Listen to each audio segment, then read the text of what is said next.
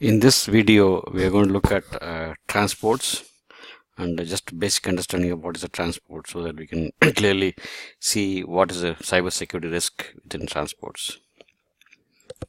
So we're going to go look at transaction SC10.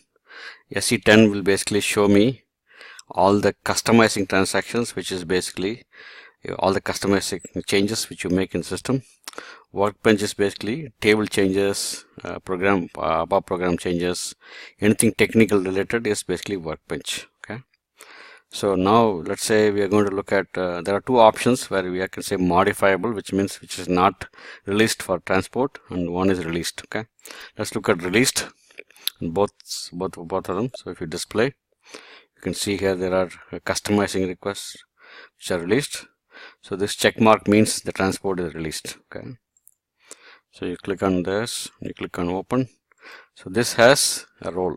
Okay, this is the role within the transport, and you can see this is basically transport is taking these objects and moving the entries from one system to another system. Okay. So let me go back. Let's say workbench modifiable, which means the transport has not been released, waiting for it to be released. Display.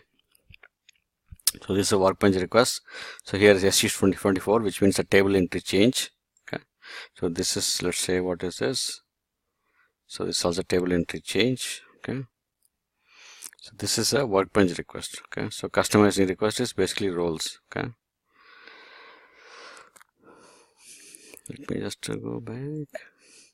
So released both. Okay.